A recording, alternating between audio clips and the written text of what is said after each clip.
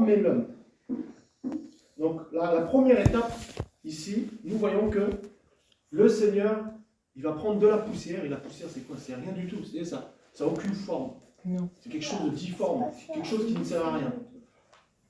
Pour une raison, c'est que Satan était un ange, et le Seigneur va créer l'homme de la poussière de la terre pour montrer à Satan que regarde, l'homme que j'ai créé là de la poussière. Tu vois? Et bien il te dépasse. Il est plus grand que toi. Toi qui es un ange, qui était un chérubin protecteur, je crée l'homme de la poussière et il te dépasse. Waouh! Donc quand le Seigneur te crée comme ça de la poussière, c'est pour montrer aussi sa puissance. Mais ça, nous allons voir après. Et on nous dit, il souffla dans ses narines un souffle vivant. Et l'être humain devint une âme vivante. Yahweh Elohim planta un jardin en Éden, en l'Orient, et il mit l'être humain qu'il avait formé. Et on va prendre juste rapidement le verbe former. Alors le verbe former se dit Yatsar. Alors, ça s'écrit Y-A-T-S-A-R. Yatsar. Il signifie façonner comme un potier. Donc ici, quand on parle dans Genèse, il a formé l'être humain de la poussière de la terre, c'est la définition du verbe en hébreu veut dire façonner comme un potier. Waouh! Et que quand le Seigneur a vu cette poussière, il a façonné l'être humain comme un potier. Alléluia.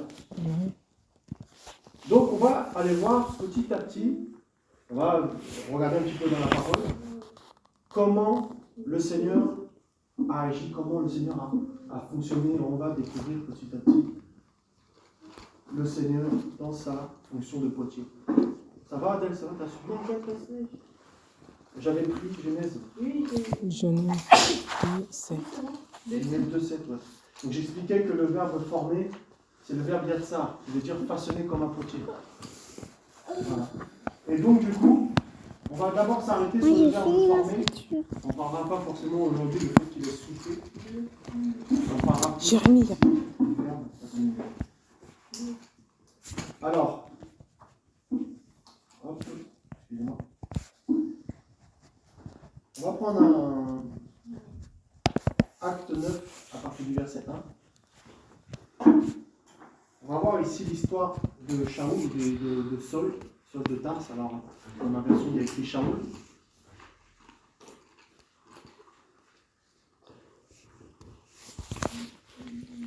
Est-ce que tu peux lire, Adèle? Oh, Shaoul, respirant en c'est acte 9, verset 1. C'est bon? Oh, Shaoul, respirant encore la menace et le carnage contre les disciples du Seigneur. Alors vint le grand prêtre et lui demanda des lettres pour les synagogues de Damas, afin que s'il y trouvait quelques-uns qui étaient de la voie, hommes ou femmes, il les amena liés à Jérusalem. Et comme il était en marche, il arriva près de Damas, et soudainement une lumière venant du ciel brilla comme un éclair autour de lui. Et étant tombé par terre, il entendit une voix qui lui disait « Shaoul, Shaoul, pourquoi me persécutes-tu » Il dit « Mais qui es-tu, Seigneur » Et le Seigneur lui dit « Moi, je suis Yoshua que tu persécutes. » Il est dur de rejamber contre les aiguillons. Alors, tremblant et effrayé, il dit « Seigneur, que veux-tu que je fasse » Et le Seigneur lui dit « Lève-toi, entre dans la ville et on te dira ce que tu dois faire. » Mais les hommes qui l'accompagnaient s'arrêtèrent, incapables de parler par terreur, entendant en effet la voix, mais ne voyant personne. Et Shaoul se leva de terre, et malgré ses yeux ouverts, il ne voyait rien. Et le conduisant par la main, il le menait à Damas, et il fut 3 jours sans voir, et sans manger ni boire. Or, il y avait à Damas un disciple du nom de Chanania. Le Seigneur lui dit en vision, « Chanania » et il répondit, « me voici Seigneur. Et le Seigneur lui dit, lève-toi, va dans la rue appelée la droite et cherche dans la maison de Yehuda un nommé Shaoul de Tars. Car voici qu'il prie. Et il a vu en vision un homme du nom de Chanania entrant et lui imposant les mains afin qu'il retrouve la vue.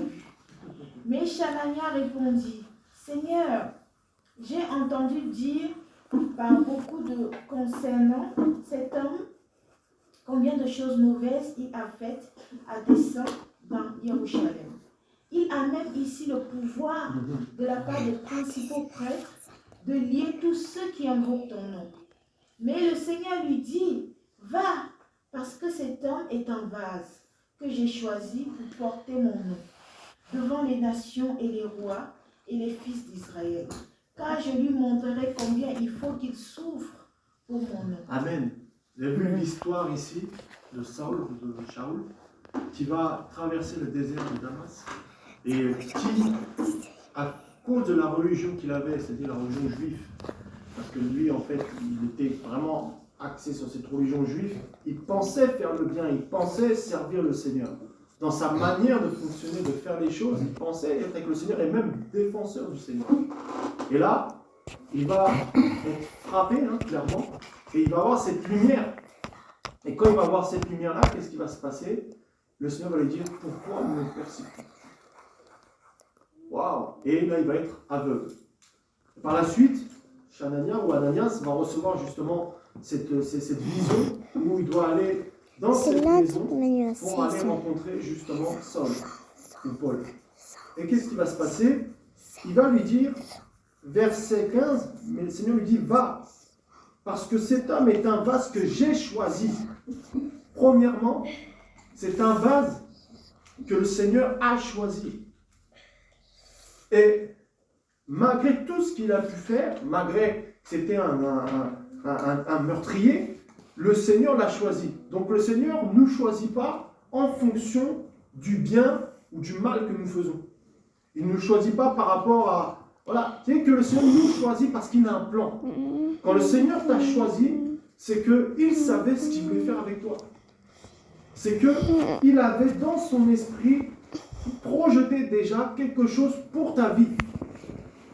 Et ici, lorsqu'on voit la vie de Paul, on peut se dire, ouais, mais attends, le gars, il a quand même tué beaucoup de gens. Mais le Seigneur avait un plan. C'était que justement ces gens qui persécutaient, et comment que ce soit même lui qui devient un des grands précurseurs, un grand apôtre pour aller prêcher aux païens. Alors lui, il va douter, Ananias, il va dire, maintenant, c'est pas possible. Comment, Seigneur, tu peux choisir quelqu'un comme ça? Mais on voit dans la Bible, le Seigneur a utilisé des illettrés, il a utilisé des enfants, il a utilisé des rois, il a utilisé des pauvres, il utilise qui il veut. Ananias, tu dis, non, c'est pas possible. Mais il lui dit quoi? Il lui dit, va, car c'est un vase que j'ai choisi. Donc le potier, là, dit, tu es un vase qu'il a choisi pour faire son œuvre, pour en tout cas être dans ses projets. Et il dit quoi? Que j'ai choisi pour porter mon nom. C'est quel nom ici? Yeshua. Ouais, il est trop fort. Le nom c'est Yeshua. Et il nous a adoptés effectivement pour que nous portions son nom. Que nous soyons de sa famille. Waouh! Et quand on porte le nom de quelqu'un, ça veut dire qu'on a quand même aussi des responsabilités. Parce qu'on porte le nom de quelqu'un, on se doit en fait d'être un témoignage. Parce qu'on appartient à cette famille. Adèle, elle fait partie d'une famille, par exemple. Si demain elle fait n'importe quoi, c'est toute sa famille qu'on va regarder. Parce qu'elle porte le nom de quelqu'un en tant que vase. Les gens voient ce vase, ils se disent, ouais, ce vase, il faut qu'il ait une belle forme, parce que s'il a une mauvaise forme, les gens disent, non, mais c'est quoi ce vase? Attends, ce vase-là, il est censé avoir rencontré le Seigneur. Ah non, on ne dirait pas. Donc, elle doit avoir ce témoignage au milieu d'elle, au milieu de sa famille, pour justement, comment? Et montrer que le nom qu'elle porte là, c'est pas n'importe quel nom. On doit voir la différence entre celui qui a le nom et celui qui ne l'a pas. Ouais. Donc ce vase-là, c'est notre corps, nous-mêmes, il porte un nom. Waouh! On va de toute façon avancer petit à petit. Je l'ai choisi, il t'a choisi, un vase que j'ai choisi pour porter mon nom. Devant qui? Les nations. Alors moi j'ai parlé de famille, mais c'est parce que le Seigneur ne va pas forcément nous envoyer tout de suite devant toutes les nations, toute la terre. Déjà au milieu de nos familles. Devant les nations, les rois et les fils d'Israël. Donc lui c'était son appel, Paul. C'était que le nom qu'il porte, là, il doit représenter Yeshua devant les nations, les rois, les fils d'Israël. Wow. Attends, c'est le Seigneur lui là? C'est lui qui a tué là, c'est lui qui... Ananias là. Il dit quoi? Car je lui montrerai combien il faut qu'il souffre pour mon nom. Ça veut dire quoi? Avant tout ça, là, il y a la formation. Avant que Paul rentre dans cet appel-là, il y a une formation. Vous voyez? Et souvent, on est là, on est content, on a des visions, on a des sons, on se dit, ouais, Seigneur, je vais faire ça pour toi, je vais faire ça, je vais aider les orphelins, je vais faire ça, je vais faire ça. Attends un peu. Le potier, là, d'abord, il va te donner une forme. Et il veut te donner d'abord la forme qu'il veut pour, une fois maintenant, te remplir et t'envoyer. Il ne peut pas t'envoyer comme ça avec une forme qui n'était même pas encore façonnée, il t'envoie comme ça. Vous voyez, est-ce que vous avez déjà vu un potier qui va mettre un vase qui n'est pas encore façonné dans sa boutique? Les gens vont regarder ça et vont dire, mais c'est quoi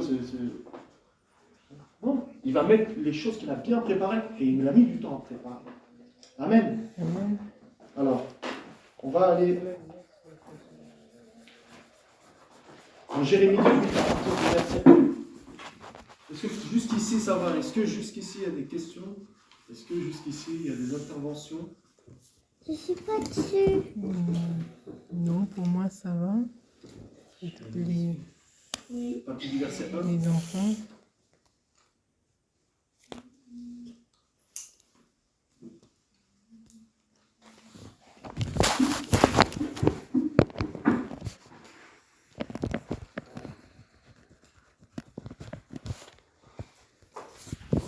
Et le Seigneur, il utilise qui il veut. Et il dit, ce n'est pas ce qui frappe forcément le regard. Il dit, je regarde au cœur. Des fois, toi, tu te minimes, tu te dis, ouais, mais vas-y, mais je suis quoi, moi? Pour que le Seigneur m'utilise. Je suis une petite fille, je suis un petit garçon, je suis dans une école, je suis une maman, je suis papa, je suis vieux, je suis jeune. Et il dit, non, mais c'est toi que je veux. C'est toi que je veux utiliser. Non. La parole qui va à... Attends, tu peux dire, s'il te plaît. Ton nom. Dès que tout le monde y est, hein, Jérémie 18, à partir du verset 1. Oui. Ça y est, attends. La parole qui vint à Jérémie de la part de Yahweh disant, lève-toi et descends dans la maison du potier. Là, je te ferai entendre mes paroles. Et je descendis dans la maison du potier, et voici, il faisait son ouvrage sur les roues du potier. Le vase qu'il faisait avec l'argile fut détruit dans la main du potier. Il revint et fit un autre vase comme il paraissait juste aux yeux du potier de le faire. On va juste s'arrêter là premièrement. Vous avez vu ce qu'il fait le potier? Il détruit déjà ce que tu es là. D'accord? Parce qu'il prend ici là. Il détruit, il te reforme. Et tout ce que tu étais là avant là, il te brise, il te façonne, il t'enlève toutes les scories, tout ça là. Une fois qu'il t'a détruit, il te fait de toi un autre vase. Il fait quelque chose de nouveau. Voilà pourquoi on dit toutes choses anciennes sont passées, voici toutes choses sont devenues nouvelles. Amen. C'est ça en fait, être entre les mains du potier. Le vase qu'il faisait avec l'argile fut détruit dans les mains du potier. Tu es dans les mains du potier. Des fois, tu es là, tu te dis, mais qu'est-ce qui m'arrive? Wow, qu'est-ce qui se passe? C'est chaud là, on dirait le ciel tombe sur la tête, tout ça. Tu es dans les mains du potier. Amen. Tu es dans les mains du potier. Et il revint et il fit un autre vase. Et comme il paraissait juste aux yeux du potier de le faire, c'est-à-dire, c'est lui qui décide comment il veut te faire. C'est pas toi. Toi, plus tu résistes, plus tu vas avoir mal. Mais c'est lui qui décide en fait. Le jour en fait tu as décidé de lui donner ta vie, c'est comme si tu te dis maintenant, je suis ton vase, mais fais ce que tu veux de moi. Fais la forme que tu veux. C'est ça que tu as fait. Quand tu as dit, Seigneur, je te donne ma vie là. C'est comme si tu lui disais, Seigneur, donne-moi la forme que tu veux. Et après, quand il commence maintenant à t'entamer, c'est là où tu commences maintenant à te plaindre et à dire, mais attends, mais quand même, moi je croyais que la vie chrétienne, quand même, c'était tranquille. Là, j'ai des combats, j'ai des attaques nocturnes. Qu'est-ce qui m'arrive? Qu'est-ce qui se passe? Je comprends pas. Oh là là, Seigneur, moi je croyais que la vie chrétienne, tout est beau, tout est rose, tout le monde est gentil, tout est beau. Là, je vois, il y a des sorciers, je vois, il y a des gens, ils sont là, ils jettent des sorts, ils initient les enfants, mais qu'est-ce qui se passe? Ah là là, c'est compliqué. Et là, tu te dis, non, en fait, ça y est, j'abandonne. Tu te dis, j'abandonne. Mais sauf que tu es dans les mains du petit, tu ne peux pas abandonner. Amen. C'est là, tu es bloqué. Il dit qu'il tient dans sa main. Il te tient dans sa main. Amen. Tu veux fuir où? Hein? Waouh, les mains de Yeshua. Vas-y, continue, Adèle. Verset Jamais plus. 5. Ouais, alors la parole de Yahweh vint à moi en disant, Maison d'Israël, ne puis-je pas agir envers vous comme ce potier? Déclaration de Yahweh. Voici comme l'argile est dans la main d'un potier, ainsi vous êtes dans ma main, maison d'Israël. Tantôt je parle sur une nation, sur un royaume, pour arracher, pour abattre et pour détruire. Mais si cette nation sur laquelle j'ai parlé revient de sa méchanceté, je me répands du mal que j'avais pensé lui faire. Tantôt je parle sur une nation, sur un royaume, pour bâtir et pour planter, mais si elle fait ce qui est mal à mes yeux et qu'elle n'écoute pas ma voix, je me répands du bien de ce que j'avais dit de lui faire. Ah, on ne va pas tout lire, mais si après vous lisez Jérémie 18 après le 19, vous allez voir en fait qu'Israël avait, comment on appelle ça, désobéi et qu'ils adoraient en fait des Baals, ils adoraient toutes sortes d'idoles et avec de l'encens et tout ça. Et le Seigneur est un Élohim jaloux. Et donc quand ils vont faire ça, c'est là où il va dire que si en gros tu ne te repens pas, je vais te briser tout ça et tout. Et c'est ce qui va se passer, il y aura le jugement dans Jérémie 19. C'est le contexte en tout cas du passage. Mais je voudrais vraiment qu'on reste sur le fait que, vous voyez qu'ici, nous sommes dans sa main. Là, c'était Israël qui était dans sa main. Israël qui représente l'Église aujourd'hui. Nous sommes dans sa main. Et il dit qu'ici, il fallait qu'il se repente. La repentance, c'est le métanoïa, c'est le changement de direction. D'accord? Ouais, tu peux le dire.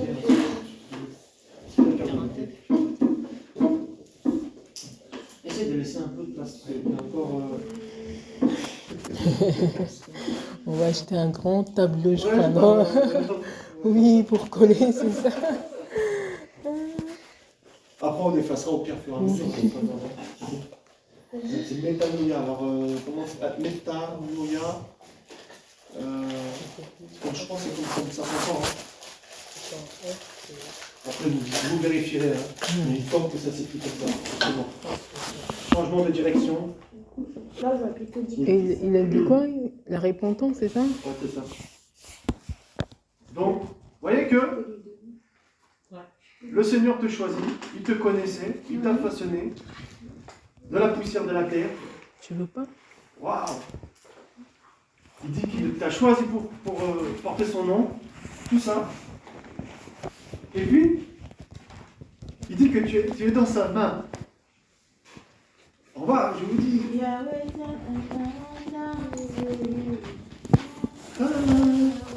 Le monde entier dans sa main. Yahweh est un monde entier dans sa main. Le monde entier dans sa main. Amen. Waouh. Alors. C'est bon, vous me dites que vous avez... C'est bon? Donc, on est dans sa main. Comme Adèle a chanté. Sauf dans sa main. Donc, tu n'as rien à craindre là. Quand t'arrives des trucs comme... C'est ça aussi, non, tu es dans sa main. Ils vont faire quoi? Ça veut dire que même Job, en fait, il était dans la main du Seigneur. C'est pour ça que Satan devait demander l'autorisation. Même avant de l'attaquer. Parce qu'il était dans la main du Seigneur. Et Job, après, va le reconnaître aussi. Peut-être on lira le passage tout à l'heure. Il y a encore Jérémie, c'est ça? On va aller sur un autre passage, dans 2 Timothée 2, à partir du verset 20. Donc, je voulais revenir quelque part. C'est que maintenant tu es ce vase-là, et ce vase-là, tu as une forme. Tu as une forme à cause de la culture que tu as eue, à cause des traditions. Et cette forme-là, tu l'as parce que tu entends, parce qu'on nous dit la foi vient de ce qu'on entend. Ce qu'on entend vient de la parole du Seigneur. Donc cette forme-là, tu l'as parce qu'on entend, parce que tu vois, parce que tu penses, par ton entourage. C'est comme ça que tu vas être formé. C'est pour ça que vous avez vu les fans de Michael Jackson, les fans de Johnny Hallyday. Ils veulent le ressembler absolument. Quand on voit tout de suite dans la rue, tu reconnais tout de suite un fan de Johnny. Parce qu'il le ressemble. Enfin, il va mettre les vêtements, tu vois que voilà, il va essayer de faire la même barbe, les mêmes tatouages, le même look vestimentaire. Il va essayer de ressembler. Et vous savez, la jeunesse, c'est une parenthèse, est perdue parce qu'aujourd'hui, elle n'a pas d'identité. Elle n'a pas de repères. Donc, comme elle n'a pas de repères, forcément, elle va chercher des repères dehors. Elle va chercher des repères auprès des gens de ce monde. Et donc, ils vont être façonnés par la télé, par la radio, toutes ces choses-là, la musique, tout ça, le rap, toutes ces choses-là, vont être façonnés parce qu'ils n'ont pas connu le potier pour les façonner. Et comme les parents ont délaissé leur rôle, la plupart, eh ben, les enfants sont à l'abandon et deviennent délinquants, sont à la rue, toutes sortes de choses, parce que, justement, les parents n'ont pas mis dans le moule du Seigneur. On dit instruit l'enfant dès son plus jeune âge, et il ne s'en détournera pas des voies du Seigneur. Et donc, du coup, ici, quand on voit, ça pourrait être partie du verset, c'est 2 Timothée 2, verset 20, on voit que nous sommes dans sa main, on comprend que le Seigneur, lorsqu'on vient à lui, on vient tel qu'on est. C'est comme une voiture au garage qui est complètement détruite, complètement cassée. Mais lui, le Seigneur, il dit non, cette voiture, elle est peut-être détruite, elle est peut-être cassée, et moi je vais la réparer, je vais la conduire. Voilà. Mais pourtant, quand tu vois, la plupart des voitures, elles vont à la déchetterie. Elles sont cassées, elles vont à la déchetterie. Amen. Et le Seigneur dit non, non, elles ne vont pas à la déchetterie, c'est-à-dire elles ne vont pas aller en enfer. Moi je vais les récupérer, je vais les réparer. Donc c'est ça qu'il fait le Seigneur. Quand il vient dans ta vie, il te répare. Il te répare émotionnellement, il répare ton âme. Il répare les blessures, les rejets que tu as subis. Il répare toutes ces choses-là. Et pour cette réparation-là, c'est pas juste il te dit je t'aime. Hein. Il va des fois te faire passer par des épreuves, des choses très difficiles pour te guérir justement. Et comme je disais, tu es dans la main du potier. Alléluia. 2 Timothée 2 à partir du verset 20. Tu peux lire Adèle toujours, s'il te plaît? Or, dans une grande maison, il n'y a pas seulement des vases d'or et d'argent, mais il y en a aussi de bois et de terre. Les uns sont en effet des vases d'honneur, mais les autres sont d'un usage vil. Si donc quelqu'un se nettoie complètement de ceci, il sera un vase d'honneur, sanctifié et utile au Seigneur et préparé pour toute bonne œuvre. Amen. Mais fuis les désirs de la jeunesse et recherche la justice, la foi, l'amour et la paix avec ceux qui invoquent le Seigneur d'un cœur pur, mais évite les débats insensés. C'est bon, d'accord, parce que on va s'arrêter là. Vous avez vu que dans une grande maison, on nous dit, il n'y a pas seulement des vases d'or et d'argent, mais il y a aussi de bois et de terre. Et les uns sont en effet des vases d'honneur, et les autres sont d'un usage vil.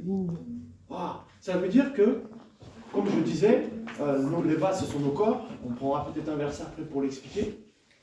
Et que sur terre, il y a des personnes, en fait, ils sont, aux yeux du Seigneur, ils sont d'un usage vil. C'est-à-dire que le Seigneur ne peut pas, en fait, les utiliser. Il ne peut pas, en fait, se glorifier. À quoi ça vous fait penser, vous, un vase d'honneur? On parle de vase vil déjà, et après de vase d'honneur. À quoi ça vous fait penser? Un vase qui brille, qui reflète de la lumière, le bois noir. Amen. Ouais, j'ai pas pensé à ça. Un vase d'honneur. Il y a la réponse. Hein, dans le vase d'honneur, c'est celui en fait qui a été façonné, formé par le Seigneur lui-même. Amen. Parce qu'un homme ne peut pas façonner un homme, il n'y a que le Seigneur qui peut le faire. Donc c'est celui qui est passé par les mains du potier divin qui est Yoshua lui en fait. En gros, il devient utile pour l'œuvre du Seigneur, on va se sanctifier. Amen, c'est ça. Utile pour enfin, pour moi c'est ça. Amen. C'est écrit, hein, de toute façon, Ouais, c'est c'est dans le écrit. passage. Et, Il sera si un quelqu'un vase. se mémoire, voilà. Il sera un vase d'honneur sanctifié, utile au Seigneur et préparé pour toute bonne œuvre. Voilà. Et tout à l'heure, on avait vu justement que le Seigneur dira que Paul avait beaucoup à souffrir. Mhm. Et ici, on nous parle de préparation. Vous avez vu, donc ça va ensemble, la souffrance et la préparation. C'est un vase qu'on veut posséder. C'est un vase qu'on veut posséder, c'est un vase qu'on veut avoir. J'ai pas entendu. C'est un vase qu'on veut posséder Par rapport. par rapport à un vase d'honneur. Un vase qu'on veut posséder, un Comme vase ça, qu'on veut c'est avoir. quelqu'un comme ça. Le vase, c'est nous-mêmes. C'est notre corps. Et donc, du coup, tu as deux types de vases, deux types d'hommes. Bah, en fait, je comprends ce qu'il dit. En fait, lui, il dit c'est un vase qu'on peut posséder. Moi, je dirais le contraire parce que c'est un vase, en fait. Par exemple, regarde, quand les étrangers viennent à la maison, c'est pas un vase que tout le monde utilise tous les jours, en fait. C'est quand il y a un invité spécial qui arrive, on dit ah, on le sort. Et quand l'invité repart, on le range délicatement, on dit non, il ne faut pas toucher, il est spécial. Tu vois? Donc, le Seigneur, en fait, il veut nous rendre des hommes. Il veut nous rendre. Avec du poids. Tu mets de l'eau du robinet, tu me ramènes du poids, s'il te plaît. Donc ça veut dire quoi? Le Seigneur, en fait, ce qui compte à travers ces épreuves, nous rend des gens et des femmes et des hommes spéciales. Spéciales, parce que nous sommes spéciales. Spécial. Voilà. On est spéciaux, pardon. On est des hommes et des femmes spéciales. J'ai une idée là qui m'est venue, enfin c'est une idée, c'est une pensée plutôt. Pendant que vous discutiez là, on va faire un truc là pour qu'on on ait une image. C'est bien des fois d'avoir des images pour comprendre un petit peu les choses et comment comment on appelle ça. Après, je sais pas si ça va vraiment faire un... Le tableau. Les autres sont vases Ouais. vides. Ok. Mais quand on dit les usages vils, les vases dans l'usage vil, Alors vous voyez, je sais pas, j'ai eu cette image quand on parlait. Je vous assure que j'ai pas regardé ça sur internet, je sais pas trop ce que je fais. Alors, peut-être dans un verre transparent en fait pour qu'on puisse bien voir, non? ah non, je vais juste poser une question simplement. Ça va aller. Oh, ce que ça fait. Mais parce que comme le, en fait, L'eau du robinet, là, si tu vas gâcher. Parce- Benoît ramène un verre transparent parce que comme là le verre il est un peu sombre, on peut pas voir en fait. Mais T'as compris. de l'eau dans un verre que tu vas gâcher de l'eau. On va continuer, vous inquiétez pas. Et vous allez comprendre pourquoi je fais ça.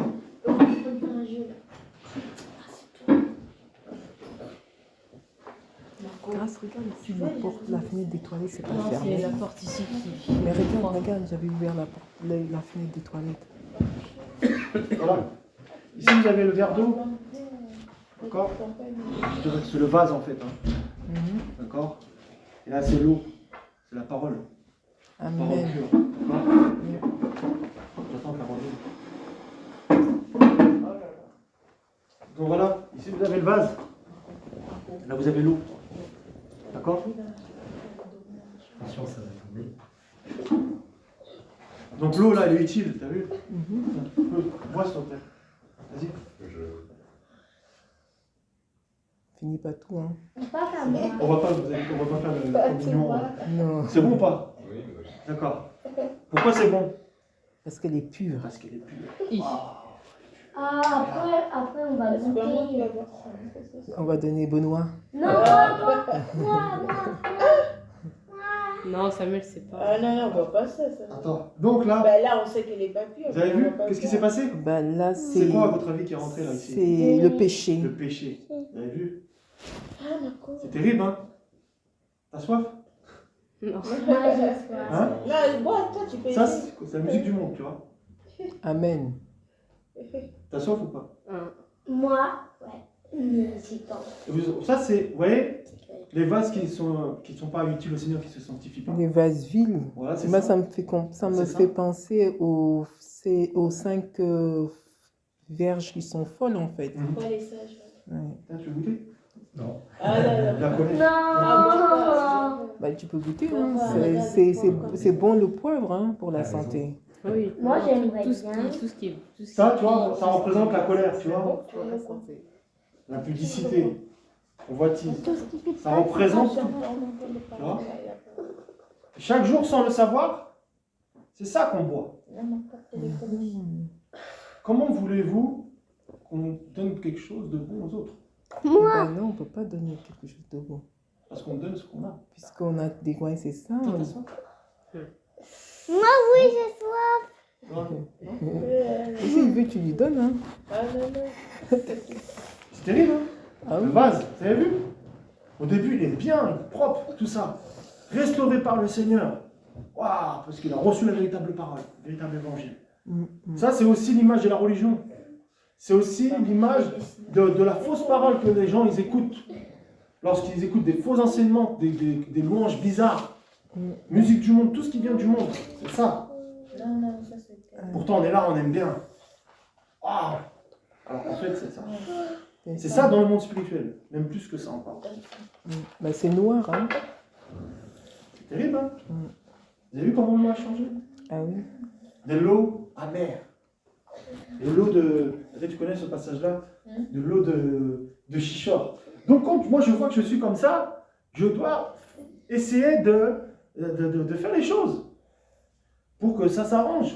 Bon, après, je ne connais pas le procédé chimique, hein, je ne vais pas vous le faire pour que ça redevienne blanc. Bah, Et je pense qu'il y a il faut rajouter de l'eau, rajouter de l'eau. un Parce filtre. qu'on dit que là. Filtrage, c'est avec les coulons et tout ça. Du tissu. Et le filtre, c'est qui? C'est Yeshua, c'est la parole. Le Saint-Esprit. Oui. Qui va filtrer ce qui entre dans tes oreilles, qui va filtrer ce qui rentre dans tes yeux, qui va filtrer ce que tu penses, qui va filtrer tes actions. Waouh, merci. Je n'avais pas pensé à ça. Vous vous rendez compte? Donc au début, Paul, il était comme ça. Hein. Waouh, il a dû être vidé. Hein. Bah, nous tous, hein. Ouais, je pense que... Là, par rapport à l'histoire de Paul, effectivement, nous tous. En fait, les gens dans le monde sont comme ça. Tes copains, tes copines, là, ils sont comme ça. Quand ils parlent là des gens, des trucs du monde, là, ils sont comme ça. Toi, t'es là, tu bois les paroles, tu bois. Hé, Yahweh, on se rend pas compte, hein. Même moi, là, ça me réveille aussi. Ah bah oui, oui. Hein? Moi, je sais me donner cette image du qu'est-ce qu'il veut me faire. Merci, Seigneur, alléluia. Merci, oui. Wow. Ça veut dire qu'il faut encore trier tout ce qu'on regarde, se sanctifier davantage encore pour garder cette eau pure, en fait. On va prendre un passage justement dans 1 Thessaloniciens 4 à partir du verset 1. Maintenant, quand quelque chose se présente devant vous, pensez à ce vers. Amen. D'accord? On ne va pas commencer à inventer des doctrines où on va dire maintenant celui qui a péché, il va boire ce verre. Hein. D'accord? Mais c'est juste que vous voyez, ça vous dégoûte. Le péché doit nous dégoûter comme ça aussi. Quel passage? 1 Thessaloniciens 4 à partir du verset 1. Ah, c'est magnifique. C'est un verset incroyable, hein. Justement, tu vas pouvoir lire Emmanuel. 1 Thessaloniciens 4 à partir du verset 1 par rapport justement que...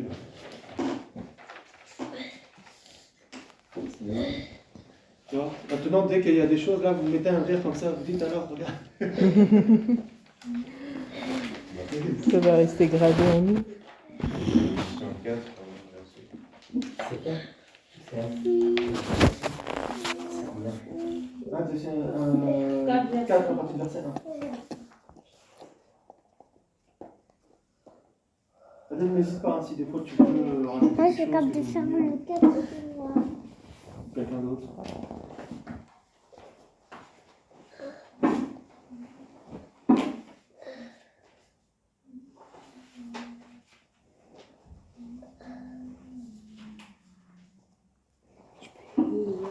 Tu veux lire? Oui. C'est bon? Vas-y. C'est bon. Frère, Attention, Marco, tu vas te faire mal. Hein.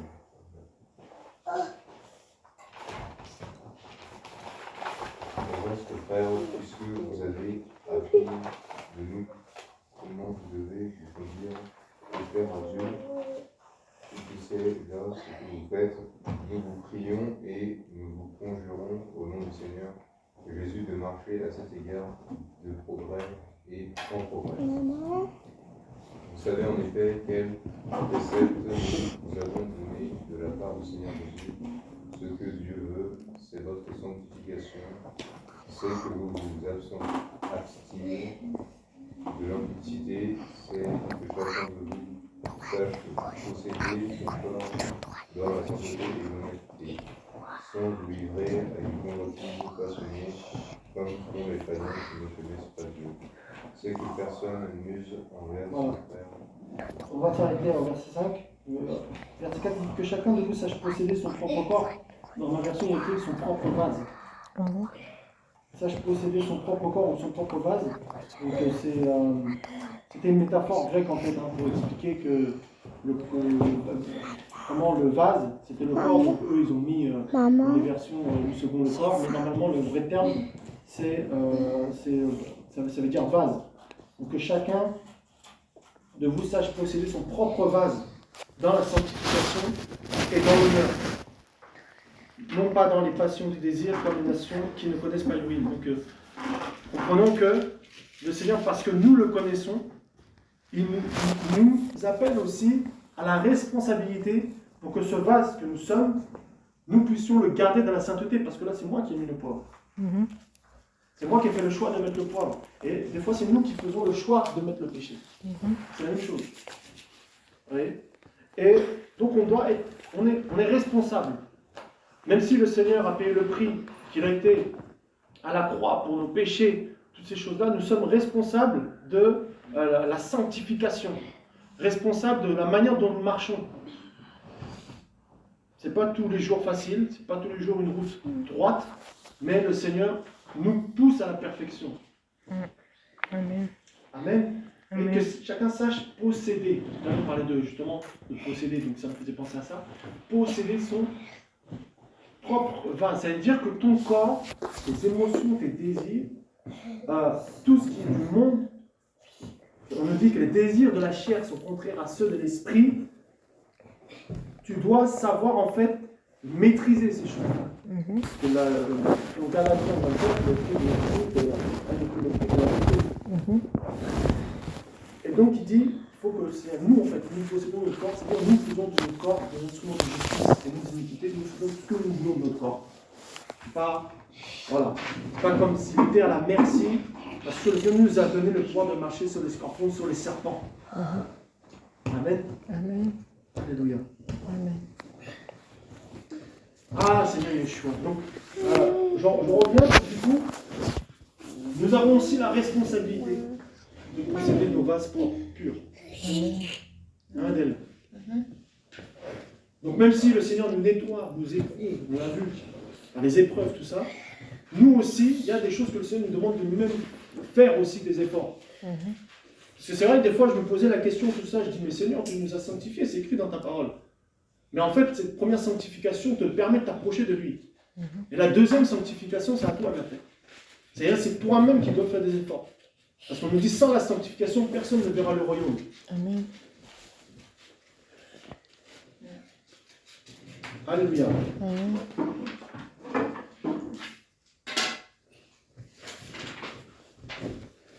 2 Corinthiens à partir du verset 7. Voilà, justement, voilà la mise à mort de ce vase, de ce corps.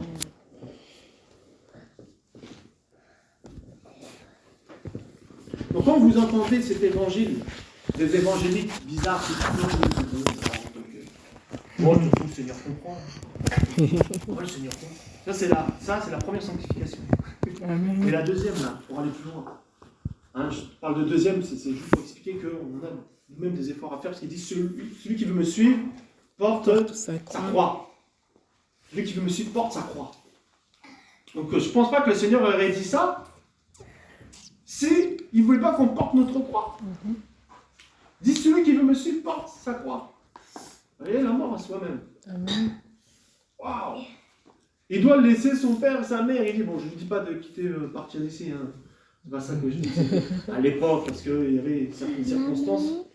Voilà. Et les parents aussi étaient païens, etc. Donc voilà. Et puis à l'époque, ils vivaient en famille. Hein. C'était pas. C'est-à-dire que même jusqu'à 30 ans, ils vivaient chez leurs parents.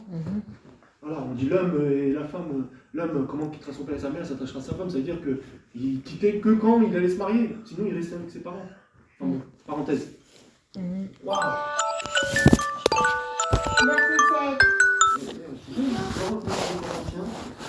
Verset 4, verset 7. 7. Non, verset Vous voyez? Donc on appelle ça l'évangile de la super grâce. Hein? Moi, il y a des fois, Adèle disait des trucs, et en fait, je savais pas que moi j'étais dans l'évangile de la super grâce. Je dis non, mais t'inquiète. Tout ça. Mais quand le Seigneur là, il commence à serrer la vis, t'es là, t'es chaud, t'es pas bien. Tu cours pour faire la paix avec le Seigneur. Tellement que t'es pas bien, tellement que t'es oppressé, tellement que tu sens que tu n'as pas la paix avec le Seigneur. Parce que tu sens, parce que tu as l'esprit, que tu as fait quelque chose que le Seigneur ne veut pas.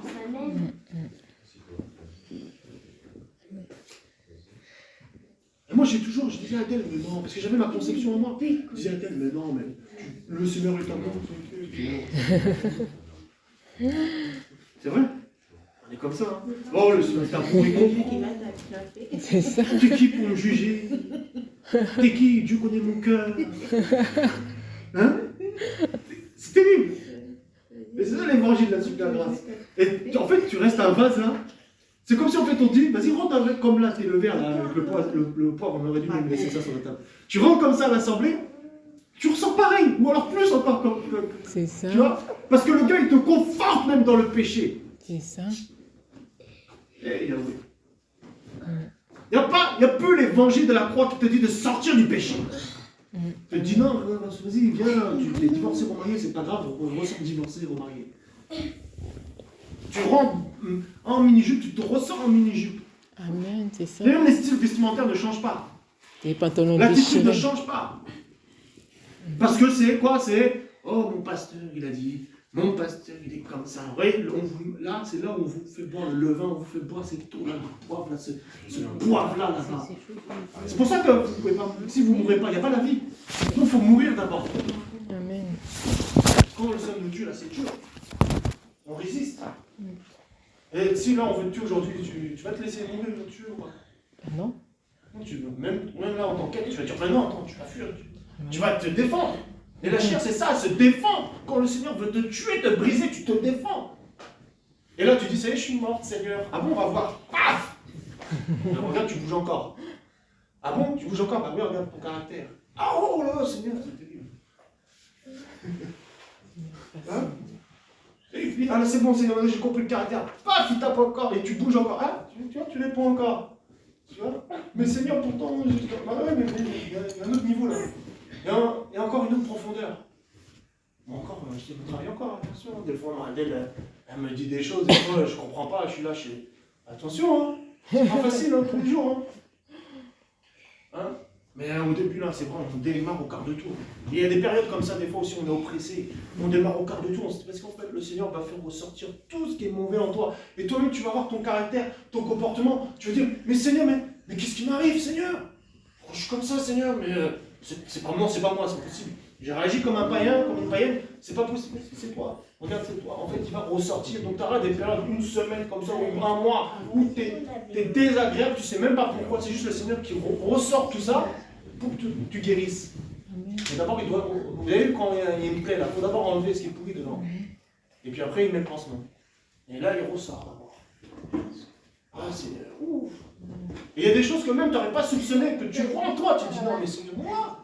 Je suis pas comme ça. Je n'ai jamais vu ça, c'est pas possible. Mes pensées, c'est comme ça, mais non, c'est pas possible. Ah, c'est chaud. Et c'est un travail de longue haleine que le Seigneur fait. Tout dépend de par où tu es passé. Ah. Donc, on répète encore une fois, tu es dans la main du potier. On ne peut pas t'enfuir. Tu veux dire quelque chose, Adèle? Non, mais j'aurais intérêt si tu finis pas, j'ai déjà. 2 Corinthiens 4, à partir du verset 7, nous dit. Un lien avec ça. Tu peux le lire si tu veux. Qui c'est qui a.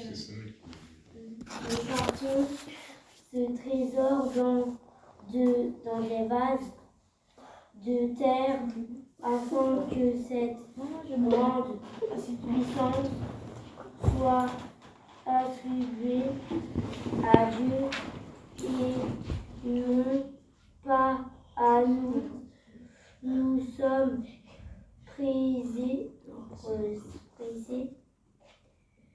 de toute manière, mais nous réduit à l'extrémité dans la détresse, mais nous dans le désert.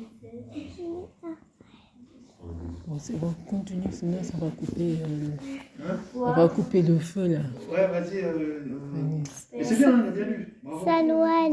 Tu peux continuer, Manuel. C'est bien, Samuel. Persécuté, mais abandonné, abattu, mais perdu. Ah, bah, tata t'a proposé des gâteaux tout à l'heure. Dans notre corps, la mort de Jésus, afin que la vie de Jésus soit aussi manifestée dans notre corps. Voilà, on va s'arrêter là. Déjà, je reprends le verset 7. Mais nous avons ce trésor. C'est quoi ce trésor? C'est quoi le trésor là?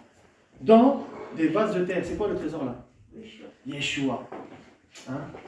C'est lui notre or, notre trésor. C'est pour ça qu'on dit là où est ton cœur, là aussi est ton trésor. Ton cœur, c'est ça qui va faire que le trésor qui est en toi, qui est Yeshua, tu vas le garder. Et en fait, le fait que si tu laisses rentrer les mauvaises choses dans ton cœur, bah, les brigands ils vont venir voler le trésor. D'accord? Il sera là, mais c'est comme si tu ne le verras plus. Et quand tu as un trésor, tu as envie de le montrer à tout le monde. Je crois que des fois, tu as envie de le cacher parce que tu as peur qu'on te le vole. Hein, ça dépend. Mais nous avons ce trésor dans des vases de terre. Encore une fois, dans des vases de terre, afin que l'excellence de cette puissance soit d'Élohim et non de nous. Donc le Seigneur va utiliser les vases que nous sommes, pour revenir aussi en même temps à l'utilisation, pour montrer que c'est lui qui fait. C'est pour ça que les gens qui sont trop au niveau de la théologie, de l'intelligence humaine, le Seigneur ne peut pas trop les utiliser. Parce qu'en fait, ils vont enseigner avec leur intelligence humaine, avec leur propre sagesse. Et ce qui fait que le Seigneur ne peut pas être ou transparaître au travers d'eux, il ne peut pas passer à travers eux. Tu vois? Et c'est pour ça que le Seigneur a utilisé des illettrés, pour montrer que c'est lui qui fait. Qu'on ne dise pas, ah ben non, mais t'as vu, non, lui il était intelligent. C'est sûr que c'est lui. Là, il voit, il me dit, comment ça se fait? Et même Yeshua était un menuisier. C'est lui le charpentier. C'est lui le charpentier, fils de Marie. Mais peut-il venir quelque chose de bon? Hein? Non, de Nazareth. C'est pas ça. Regardez même la tribu de Benjamin. Qui est sorti de la tribu de Benjamin? C'est, comment il s'appelle? Gédéon? Non, c'est pas Gédéon. Benjamin, c'était la plus petite des tribus. Oui, c'est Gédéon, non? Hein? Judas. Judas. Judas? Non, c'est Judas qui était la plus petite tribu d'Israël. Oui, pardon, je retourne ma famille des fois. Judas. Oui, donc la tribu de Judas, et qui est sorti de la tribu de Judas? C'est Yeshua. Yeshua. Donc vous avez vu que. Et il était où? Il est né où? Dans quoi? Dans un... Dans une étable. Il n'est pas né dans un hôtel 5 étoiles, il est né dans une étable. Parce que même le Seigneur, figurez-vous qu'il grandissait en stature et en sagesse, malgré que c'était lui-même qui est venu pour supporter les mêmes choses que nous, afin de nous montrer aussi le processus. Et quand il vient pas dans un hôtel 5 étoiles, il vient dans une étable. Alléluia. Il vient dans une étable, quoi? Mais attends, c'est pas normal. Un roi qui naît dans une étable, non, la roi normalement c'est un grand palais, tout ça et tout. Et les Juifs, quand il est venu, ils n'ont pas compris. Lui, il est des rois, il n'a aucune apparence pour attirer. Regarde, c'est quoi ce vase? Hein? En gros, c'est quoi ce vase? Et c'est pour ça que le Seigneur dira aux pharisiens, vous nettoyez l'extérieur de la coupe. Mais l'intérieur est plein de rapines. Parce que c'était des religieux. Ils étaient beaux, l'extérieur, ils étaient propres, ils avaient une tunique, ils étaient bien habillés en blanc, ils étaient bien. Mais le Seigneur dit là, vous nettoyez l'extérieur de vase, mais l'intérieur, c'est la mort. Vous êtes des tombeaux blanchis. Comme le verre là. Ah oui. Pourtant, lui, il vient, pour le reconnaître, il fallait que Judas lui fasse la bise. Tellement qu'il ressemblait à rien, qu'il était comme tout le monde. On le reconnaissait que comment en s'approchant de lui, en voyant les miracles, tout ça, ces choses-là, et par sa sagesse. Les papes, par son accoutrement, regardez le pape, on le reconnaît comment il est habillé, mais tu vois le pape, un jour avec des lunettes de soleil dans la rue, avec un costard. Tu le reconnais? Non. Voilà. Donc aujourd'hui, c'est l'habit. On nous dit, ils ont l'image de la piété, mais ils ont remis ce qui en fait la force. Donc vous voyez, c'est des vases. Vous dites, oh non, ce vase, il est magnifique. Il est beau. Et en fait, il n'y a rien dedans, c'est mort. Et tu as un vase comme ça qui vient, qui est fort. Tu n'as pas une couleur que tu aimes bien, tout ça.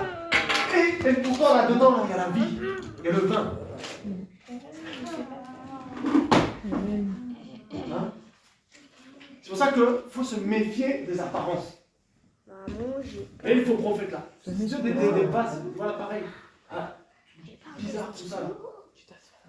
Voilà, il y a la piété extérieure. Les traditions des hommes. Et il dit, nous sommes oppressés en tout, mais nous réduits entièrement à l'étroit. Nous sommes perplexes, mais non dans le désespoir. Persécutés, mais non abandonnés. Abattus, mais non perdus. Et ici on parle de vase. Hein. Donc c'est le processus par lequel on doit passer. La persécution, et être abattu des fois, et parfois on se sent aussi un peu perdu. Tout ça, abandonné. Qui n'a jamais dit, Seigneur, tu m'as abandonné? Oh Seigneur, ça y est, tu m'as lâché. Moi c'est sûr, là, Seigneur, tu m'as oublié. Ah non, là, j'ai fait, non, Seigneur, tu m'as oublié, c'est pas possible. Ah non, là c'est bon. Je préfère mourir, Seigneur, que vivre sans toi. Pourquoi, Seigneur? Ça fait des années que je prie, et je vois toujours rien, je vois toujours... C'est toi que je regarde. Persécutés, mais non abandonnés, abattus, mais non perdus. Nous portons toujours partout dans notre corps la mort du Seigneur. Moi je dis ça, mais c'est dur aussi hein, que le Seigneur me garde, il m'aide. Yeshua, afin que la vie de Yeshua soit aussi manifestée dans notre corps. La vie. Donc il faut empêcher le poivre de rentrer pour que l'eau sorte, soit manifestée partout. Qu'il fasse de nous des fontaines jaillissantes là. Amen. Alléluia. Et vous voyez une fontaine là, les gens peuvent se servir facilement. Ils viennent. Voilà, le puits là, c'est trop profond, c'est compliqué. Et le Seigneur veut faire de nous aussi des fontaines, ça c'est autre chose. Car nous sommes sans cesse livrés à la mort pour l'amour de Yeshua, afin que la vie de Yeshua soit aussi manifestée dans notre chair mortelle.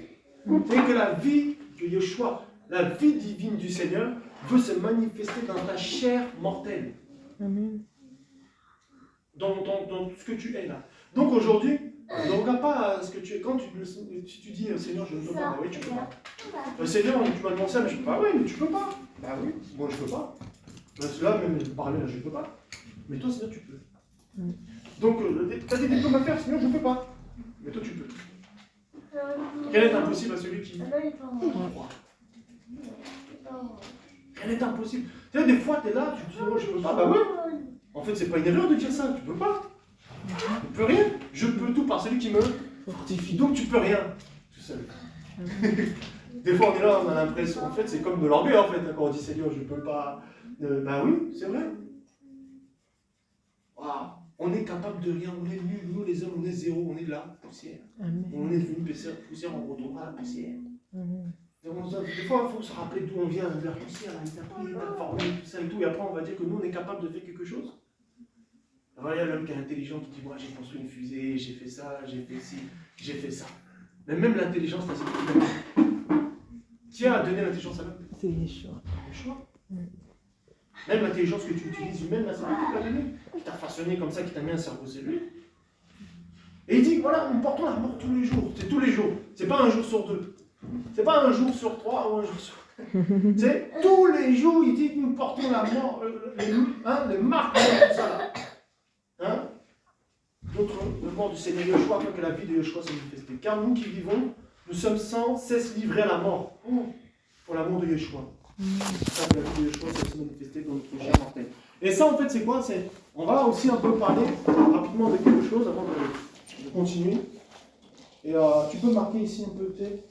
Là, on va sur la place. On va parler un petit peu rapidement juste.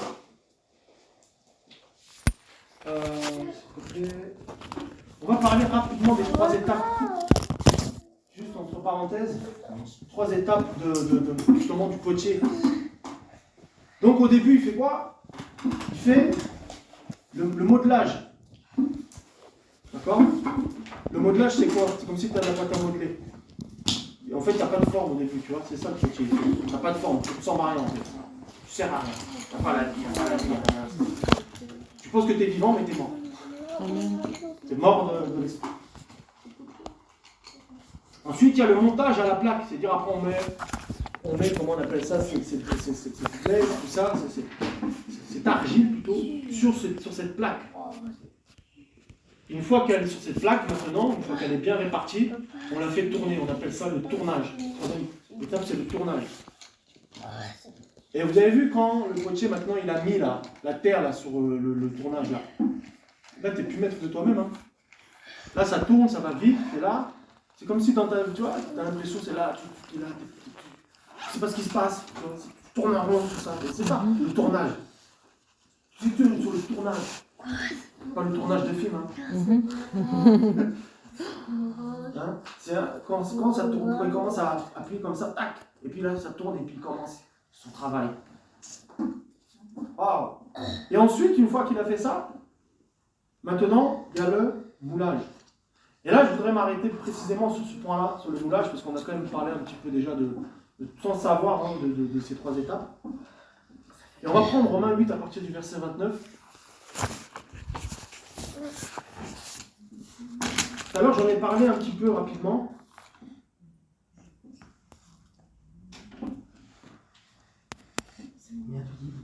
Romains 8, verset 29. Juste, c'est encore une fois, on avait parlé un petit peu quand même tout à l'heure de tout ça. Mais je vais poser la question rapidement. Le moulage. Tout à l'heure, je parlais que des gens ressemblent à Michael, à Johnny, parce que justement, le moule qu'ils avaient, l'identité qu'ils avaient, c'était ces stars-là. Mais si le potier va faire quelque chose, une fois qu'il a tourné la pièce, il va commencer à la mouler, c'est-à-dire lui donner la forme qu'il veut.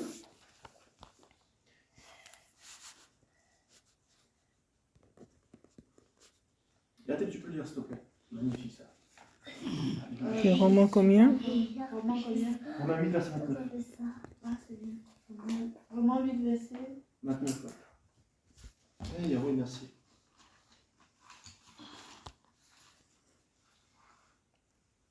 Excusez-moi. Romains 8, verset 21, c'est ça? 29. Parce que ceux qu'il a connus d'avance, il les a aussi prédestinés à être conformes à l'image de son Fils, afin qu'il soit le premier-né de beaucoup de frères. Conforme, vous avez vu? On nous dit qu'on doit être conforme à l'image de son Fils, donc on doit être conforme à Yeshua. Mais tout dans ce monde est fait, comme je disais tout à l'heure, pour nous rendre conformes à ce monde. Regardez, honnêtement, si demain, Rihanna par exemple, elle met un slip sur la tête, mais tous les jeunes vont mettre ça sur la tête, et ça va devenir une mode. C'est vraiment pas ce que je dis. C'est-à-dire quelque chose qui paraît indécent, parce qu'une star le fait, quelqu'un de connu, de reconnu, tout le monde va le faire. Est-ce que c'est vrai ce que je dis? C'est vrai? Vous avez vu, tout le monde a pris la mer, même en hiver. C'est vrai ou pas? Pourtant, il y a quelques années, c'était pas comme ça. Parce que en fait, plus on avance, plus les mœurs aussi comme ça du Seigneur vont être perdues par la jeunesse notamment.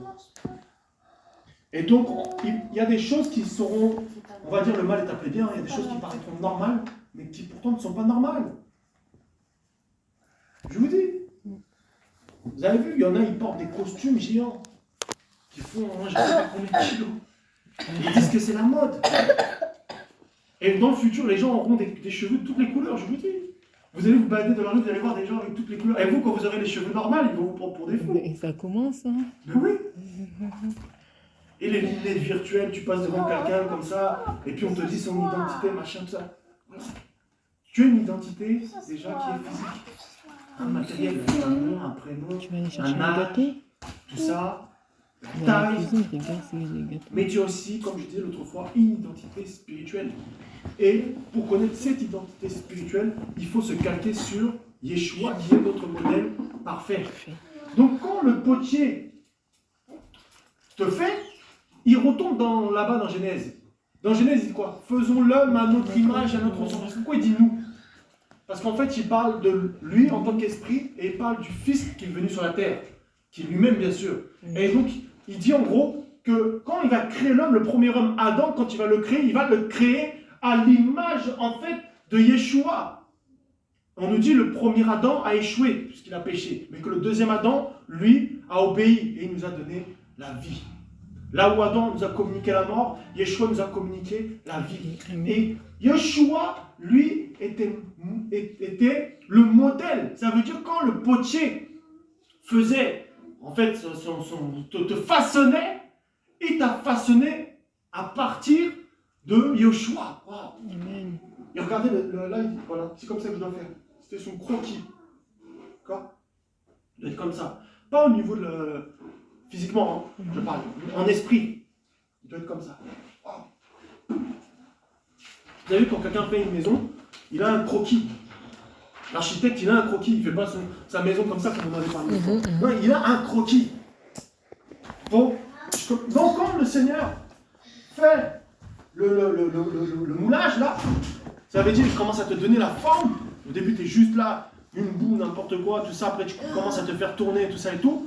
Il commence à te... Là, c'est le moulage. Et là, le moulage, là, est chaud. Ça te dépasse. Ça, c'est pas bon. Ça dépasse. Il prend ses outils. Hein? Ouh. À chaque fois qu'il y a un truc qui ne va pas lui faire, il va...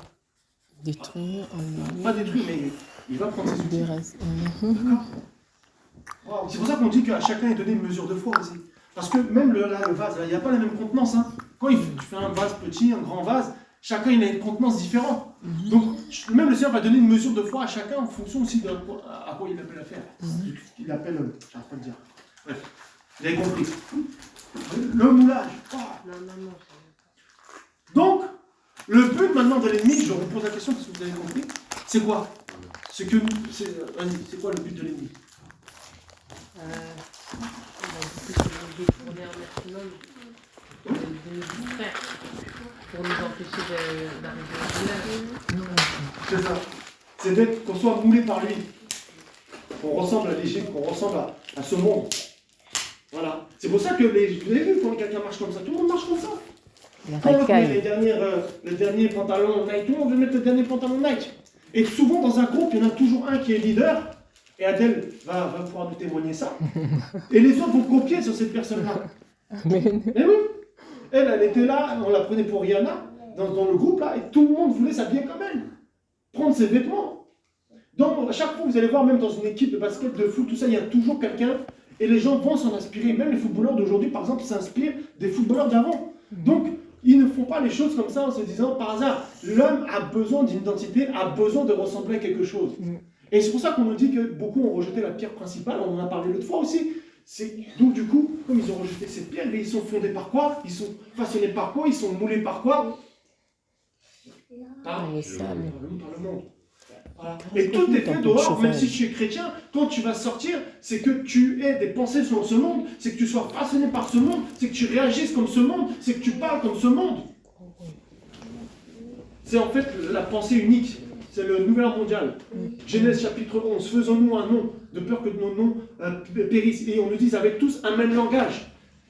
Et donc ils veulent. C'est pour ça que même il y a un scandale, c'est une parenthèse, pour la Coupe du Monde où ils veulent que les gens portent des bracelets d'homosexualité, de LGBT. Et certains me disent non, moi je ne veux pas porter ça. Et ils se font traiter de méchants parce qu'ils ne veulent pas porter. Mais chacun son opinion. Mais ils imposent aux joueurs, ils imposent aux gens une pensée unique. Pour que les gens rentrent dedans et acceptent leurs mœurs et qu'ils blasphèment contre le Seigneur et qu'ils aillent en enfer.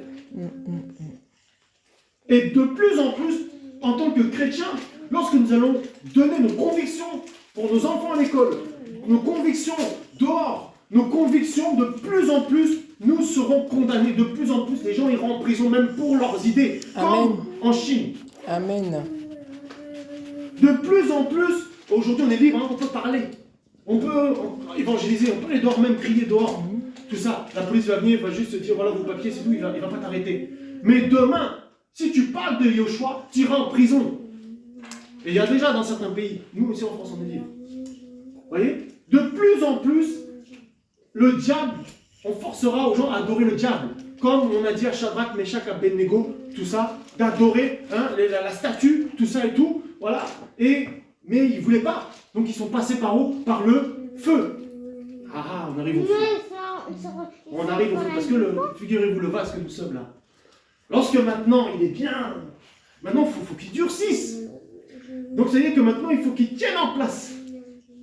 Et tout à l'heure on en a parlé un petit peu. Le feu. Et regardez, alors le feu. Ah, il est chaud. Là le feu on y arrive.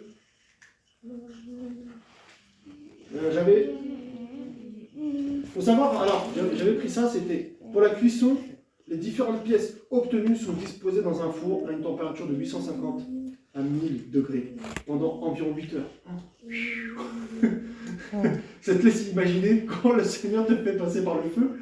Si déjà pendant 8 heures le vase il était entre 850 degrés, vous avez vu déjà 250 degrés quand vous mettez votre main sur le four, comment ça brûle? Ah oui. Hein? Wow. Et ça, c'est la cuisson. Ça même. Ça, je peux mettre étape la cuisson. Là, on cuit le vase. Afin que maintenant, ce vase-là que tu es Allez prendre soit stable. la compote. Waouh! Parce qu'après, t'es bien, t'es stable. Mais avant que tu sois stable là, il y a le baptême de feu. Et le baptême de feu, c'est pas tu reçois le feu et tu fais chakalabalaka. Hein. C'est pas ça le baptême de feu. Hein. Juste une parenthèse, le baptême de feu, c'est les épreuves. C'est le désert, comme Yoshua qui a été dans les déserts lorsqu'il était tenté par Satan.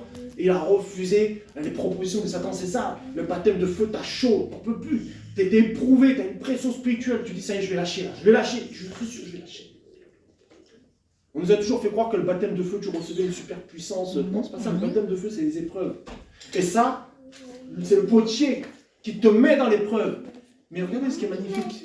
C'est que quand vous regardez bien Shadrach, Meshach, Abednego, au milieu du feu là, et ils étaient des vases qui ont résisté à la tentation d'adorer la statue. Qu'est-ce qui s'est passé?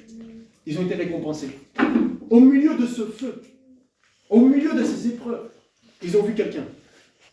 C'était qui? Yoshua.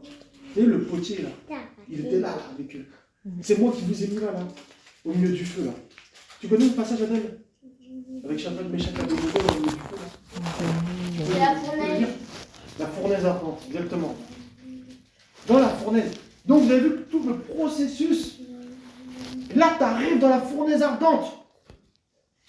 Mais là, tu ne peux pas t'échapper. Hein. Déjà, tu es dans les mains du Seigneur, dans les mains du potier. Mais maintenant, oh là là. Et ce feu-là va te servir à quoi? Va te servir non seulement à te durcir, pour que tu gardes la forme en fait qu'il t'a donnée, pour endurcir ton front, que tu sois stable. D'accord? Dans la sainteté. Et ça va aussi enlever les scories. Ça va enlever toutes les saletés, en fait, tous les petits restes. C'est-à-dire que vous avez vu quand vous nettoyez, par exemple, quelque chose avec de l'eau, si vous nettoyez, par exemple, de l'or avec de l'eau, vous allez pouvoir enlever les saletés. Mais il y a certaines saletés sur l'or que vous allez pouvoir enlever qu'avec du feu, à haute température.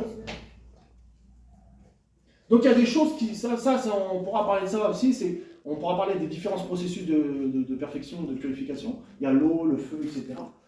Donc l'eau, vous voyez, l'eau, le potier l'utilise, hein, parce qu'il met de l'eau à chaque fois pour que ça, quand il fait tourner la terre comme ça, donc la parole, il utilise la parole, d'accord? Il utilise l'eau. Attends. Par rapport à ce que tu dis, Oui, vas-y. c'est un lien avec ce que tu dis. Est-ce qu'on peut prendre Juge 7?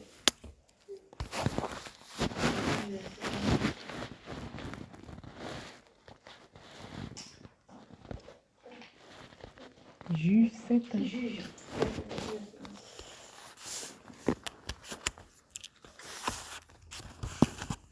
Ça dit quoi? Le feu après l'eau, c'est ça? Ça, C'est l'eau d'abord. Oui, c'est l'eau, je pense. La douceur. Voilà. Après, on va au feu. On va d'abord s'arrêter à l'eau et puis le feu. Le Daniel. Juge 7. Tu prendras Daniel après. Juge 7, ça y est. Yérubal qui est Gideon, si vous voulez, et tout le peuple peuple qui était avec lui se levait de bon matin et campait près de la source de Harod. Le camp de mendiants était au nord vers la colline de Morée, dans la vallée. Yahweh dit à Gédéon, le peuple qui est avec toi est trop nombreux pour que je livre mendiant entre ses mains. De peur qu'Israël ne se glorifie contre moi en disant, c'est ma main qui m'a sauvé. Maintenant, s'il te plaît, crie aux oreilles du peuple en disant que celui qui est craintif et qui a peur s'en retourne et s'éloigne de la montagne des malades. 22 000 hommes parmi le peuple s'en retournèrent et il en resta 10 000. Yahweh dit à Gédéon, le peuple est encore trop nombreux, fais-les descendre dans l'eau et là je les épurerai pour toi, celui à propos duquel je te dirai que celui-ci aille avec toi, il ira avec toi. On voit que le Seigneur, en fait, pour sélectionner en fait, le peuple qui devait aller en guerre, ou le peuple en fait qu'il avait choisi pour son œuvre en fait. Il devait et la sélection qu'il a faite en fait, c'est par l'eau. Il avait dit quoi? Fais-les descendre vers l'eau et là je les épurerai en fait. Vous voyez? Donc ça veut dire que le Seigneur les a éprouvés par l'eau avant en fait de les choisir, afin de voir qu'ils étaient aptes en fait à pouvoir en fait faire l'œuvre. En gros on parlait des vases d'honneur. Donc tout ce travail qu'il fait à nous, comme le frère disait, c'est pourquoi on devient un vase d'honneur. Un vase d'honneur, c'est celui qui est utile à l'œuvre du Seigneur. Ça veut dire que pour nous rendre utiles, il va nous faire passer par différents processus du potier. Donc là déjà l'eau, avant le feu c'est l'eau d'abord. Ça veut dire qu'il va d'abord mélanger la terre avec l'eau. Donc on voit en fait que voilà un peuple que Yahweh devait sélectionner afin de rentrer dans leur appel. Et comment il va les sélectionner? Il va d'abord utiliser le processus de l'eau. Qu'est-ce qu'il va dire?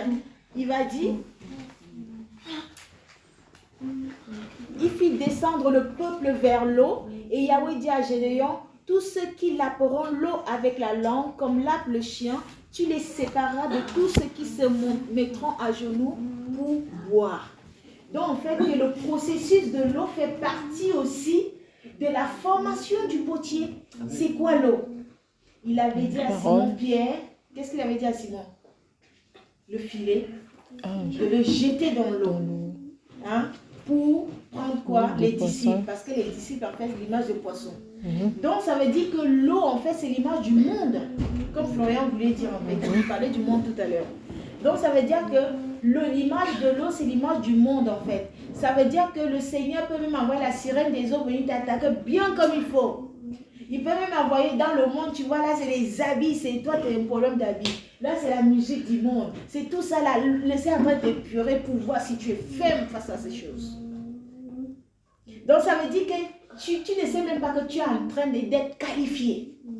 Ça veut dire qu'il avait dit à Gédéon, mais moi ces gens-là dans l'eau, je vais les qualifier, je vais observer. C'est terrible. C'est terrible. C'est terrible. Donc c'était l'étape de l'eau en fait. Parce que l'eau, en fait, c'est l'image, en fait, c'est quoi le roi de ce monde? On sait que c'est Satan. Mais qui dirige vraiment ce monde? On sait que c'est la sirène des eaux. Parce qu'il y a un esprit de séduction dans tout ce monde. On est séduit par tout et n'importe quoi. On sait que c'est une œuvre, en fait, vraiment de manière, elle est très présente dans beaucoup de choses, la sirène des eaux. La télé, la musique, elle est présente. Donc, quand on dit sirène, on dit eau. Donc ça veut dire que le Seigneur va nous purer aussi pour nous voir si on peut tenir ferme à cette sirène. Est-ce que tu vois pas? Et pour nous qualifier ensuite pour son bonheur. Et l'étape du feu. Vas-y, tu peux après, l'eau, effectivement, ça peut dire le monde, ça peut être aussi la parole, ça dépend c'est par rapport des au contextes. contexte. Ouais, c'est ça. Et effectivement, aussi, ça peut aussi représenter la parole parce que le Seigneur, le potier, lorsqu'il va façonner son vase, il va utiliser de l'eau pour que la terre ne durcit pas en fait. Et donc il va utiliser la parole pour que le cœur de l'homme ne durcit pas. C'est ça qu'il faut comprendre, c'est-à-dire que cette terre-là, elle doit toujours, c'est toujours lui qui la maîtrise. On voit quelque chose, c'est que quand il a décidé de te donner cette parole-là, même si tu ne médites plus, il va te la donner. Dans le sens, en fait, il va toujours t'interpeller pour revenir vers cette parole. Donc ça, c'est une parenthèse. Et effectivement, j'en venais au feu. Tu peux le lire, Adèle, dans Daniel, tu l'as compris tout à l'heure. Oui, c'était- comme il l'a dit, il m'a devancé la fournaise. Et ça, c'est le four. Vous avez vu, si vous avez déjà regardé le documentaire, on met justement ce vase dans un four. Ouh. Et on le chauffe, comme je disais, à une température pendant 8 heures. c'est Daniel. Je pense qu'après cet enseignement-là, le Seigneur va nous aider. Et même quand on va avoir un vrai vase d'un potier, on va avoir du respect pour son travail. Parce que vous avez vu, c'est terrible hein, quand même. Hein. L'épreuve de la fournaise. 8 heures. C'est. C'est-à-dire, en fait, c'est-à-dire quoi? Ça veut dire en fait que le Seigneur aussi, il est patient. Si pendant 8 heures, un potier qui fait un vase sur terre, en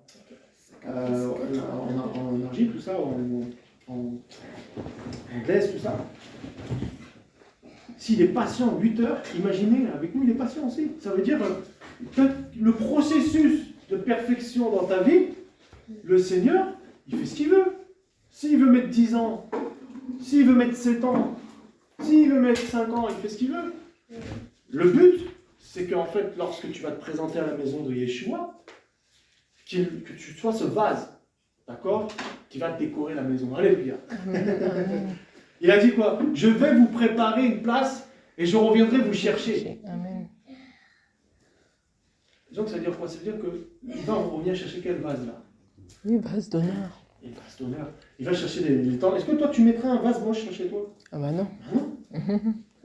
Pourquoi? Parce que c'est moche. Est-ce que tu mettrais un. Tu t'achètes, t'as des fleurs, tu aurais un vase qui a pas de. Tu peux pas mettre de dos dedans. Ça te sert à quoi? Bah rien. Voilà. Et il dit quoi? Que celui qui est inutile là, il le déracine. Merci. Il l'arrache, il le coupe. Waouh, cette parenthèse. Donc c'est terrible, hein? Alors, je vais rapidement prendre un passage. Ésaïe 45, verset 9. Tu avais appelé toi? Ouais, non, c'est Isaïe combien? 45, verset 9. Isaïe 45. Verset 9.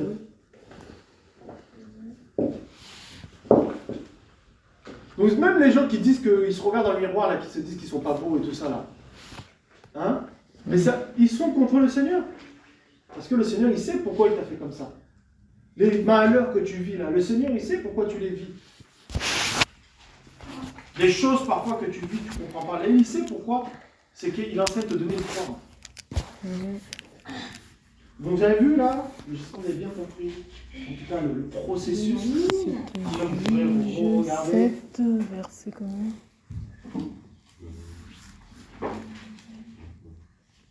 Ésaïe 45, verset 9. Oui. Malheur à celui qui conteste avec celui qui l'a façonné. Vase parmi les vases de terre, l'argile dira-t-elle à celui qui l'a façonné, que fais-tu? Ou ton œuvre n'a pas de main. Malheur à celui qui dit à son père, pourquoi engendres-tu? Et à sa mère, pourquoi enfantes-tu? On va s'arrêter au verset 9. Malheur à celui qui conteste avec celui qui l'a façonné. Contester. Et je vais poser une question. Pour vous, c'est quoi contester? C'est quand Quand on n'est pas d'accord sur quelque chose, c'est elle est contre. C'est contre la parole. Voilà, c'est ça, c'est négatif. Quoi. D'accord.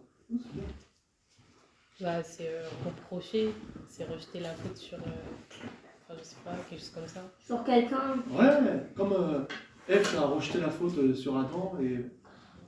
Ok. Pas mal aussi, c'est ça. On peut contester en rejetant, en se voilant quelque part aussi, en désobéissant. Malheur à celui qui conteste avec celui qui l'a façonné. Vase parmi des vases. Donc toi, tu es juste un parmi les hommes. Hein. Tu n'es pas meilleur que les autres, tu n'es pas mieux que les autres. Tu es un vase parmi les vases. Donc si le Seigneur décide de t'enlever des vases, il t'enlève. S'il ne veut pas t'enlever, il t'enlève pas. Vase parmi des vases de terre, l'argile dira-t-elle à celui qui l'a façonné, que fais-tu ou ton œuvre n'a pas de main? Voilà, que fais-tu? C'est comme quand Moïse a ramené les Hébreux devant la mer Rouge. Ils ont dit à Moïse, mais que fais-tu? Tu nous amènes ici pour nous tuer? Tu nous amènes devant la mer Rouge pour nous tuer? Mais en fait, non, il était bon, vraiment. Comment on appelle ça? Il était façonné. Il était façonné. Et Moïse représente le potier aussi ici. Parce que c'est Moïse qui va les amener là-bas. Et les hommes vont lui dire, mais que fais-tu? Pourquoi tu nous amènes là pour nous faire mourir? Et non, c'était le plan du potier. Parce qu'il fallait passer par là. Par les eaux du baptême, la mère Rosie Adèle. Est-ce qu'on peut pas, par rapport à ce que tu dis, on peut pas Hébreu 11, 29. Vas-y. Hébreu 11, 29. On a beaucoup de versets aujourd'hui, hein. Ça fait du bien, non? Oui, oui. C'est mieux que juste parler comme ça, des fois. Comme ça, on voit que tout ce qu'on dit là, c'est dans la parole.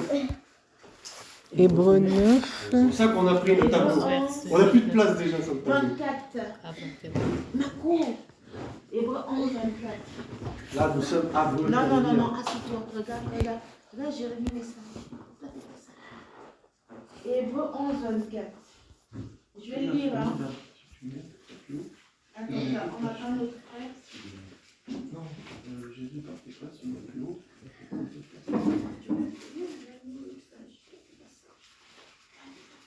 Vas-y, Adèle. Hébreu 11, 24, ça dit, par la foi, Moshe, c'est-à-dire Moïse, ça dit, il est pas encore. C'est bon? Il dit, par la foi, Moshe, devenu grand, refusa d'être appelé fils et fille de Pharaon. Ça veut dire que là, il refuse d'abord le monde, il refuse toutes ces choses-là. Tu vois? Choisissant d'être maltraité avec le peuple d'Élohim. Hein? Il accepte la croix, il accepte d'être façonné. Tu vois ou pas? Donc elle dit, excusez-moi, refusa d'être appelé fils et fille de Pharaon. L'identité qu'il avait en fait. Voilà, il refuse royauté, le monde quoi. en gros. Voilà, parce que l'Égypte c'est le monde. Donc choisissant d'être maltraité avec le peuple d'Élohim, plutôt d'avoir pour un temps de jouissance du péché. Estimant l'opprobre du Mashiach comme une richesse. Tu vois, plus grande que le trésor de l'Égypte. Car il regardait plus loin vers la rémunération. Par la foi, il quitta l'Égypte sans craindre la fureur du roi, car il demeura ferme. Donc le but en fait du potier, c'est qu'on soit ferme, qu'on demeure ferme. Parce que, Florian, quand tu as pris le potier, là, ça me fait penser à ça. On voit que la boue, le sable, c'est le sable, le mou. Après, tu mets de l'eau, c'est mou. Après, tu commences à le modeler. Après, au final, tu mets dans le feu. Ça veut dire que quand tu le sors du feu, là, il devient dur. Ça veut dire qu'il tombe là, il résiste. Est-ce que tu vois? Donc, le but de ce travail, c'est pour qu'il devienne ferme. C'est ça. Tu vois? C'est pour ça que la Bible dit que Moïse demeura ferme, comme voyant celui qui est invisible par la foi. Ça veut dire que le Seigneur, dans 40 ans dans le désert, là a pris la fermeté à travers le travail de potier qu'il a fait dans sa vie. Tu vois? Demeura ferme comme voyant qui est celui qui est invisible. Par la foi, il fit la Pâque et l'aspersion du sang, afin que les destructeurs des premiers-nés ne les touchent pas. Par la foi, ils traversèrent la mer Rouge comme au travers d'un lieu sec, tandis que les Égyptiens qui firent la tentative furent engloutis. Amen. Amen. Effectivement, le fait qu'il passe par le feu, on a parlé, c'est la dernière étape en fait. Hein. Voilà. Et c'est pour en fait après justement présenter, hein, quand la personne a fini ce vase-là, elle passe par le feu et ensuite elle est mise en boutique. Et là tout le monde peut regarder ce vase. Wow, c'est beau. Et là, c'est effectivement, Adèle, merci, la recommandation. Amen. Le Seigneur t'envoie, alléluia. Hey! Il t'envoie avec. Oh, il t'envoie et tu es utile. Amen. Vous avez vu, donc il y a des gens, ils se lèvent du jour au lendemain, ils sont prophètes en 2 jours, en 3 jours, des jeunes comme ça sur internet là, ils ont vu. Hein? Vous n'avez pas remarqué que le Seigneur nous fait passer toujours par les étapes? L'autre fois on a parlé du temple avec les étapes et tout. Et là on reparle encore des étapes, mais différemment. Waouh! Ah oui, non, c'est terrible. Romains 9, verset 20. On n'a pas fini, hein? Ça, vous avez soif. N'hésitez pas si vous voulez encore intervenir, tout ça et tout. On écoute la parole. Moi, je suis vraiment encourageant. Moi, j'aurais. C'est trop long. Verset 20. Combien? Romain, combien? 9, verset 20.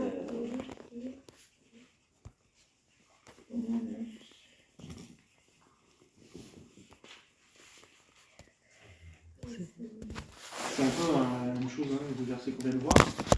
Mais toi, ô humain, qui es-tu pour contester avec Elohim le vase de terre? Dira-t-il à celui qui l'a modelé, pourquoi m'as-tu fait ainsi? Le potier n'a-t-il pas autorité sur l'argile pour faire en effet de la masse un vase pour l'honneur et un autre pour le déshonneur? Mais si en voulant montrer sa colère et faire connaître ce qu'il peut, Elohim a supporté avec beaucoup de patience les vases de colère équipés pour la destruction. Donc il y a des gens qui sont équipés pour détruire et qui vont aller en enfer. Ils sont déjà prévus d'aller en enfer. Le Seigneur, c'est déjà... T'as beau parler de la parole, ils vont aller en enfer. C'est des vases de colère.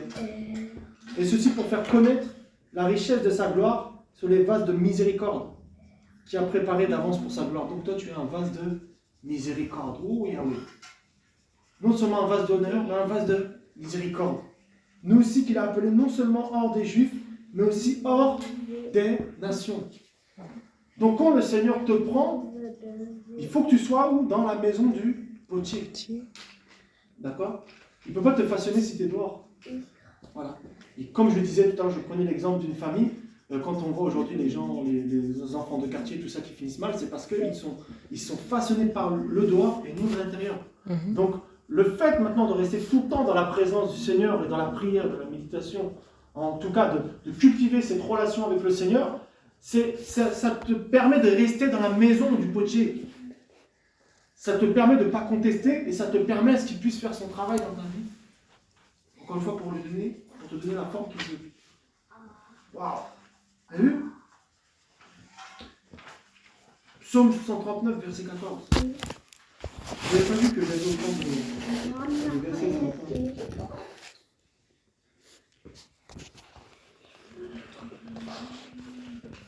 Waouh, Seigneur. Je vais le dire pour vous. Je te loue parce que je suis respecté, distingué. Tes œuvres sont merveilleuses et mon âme le sait très bien.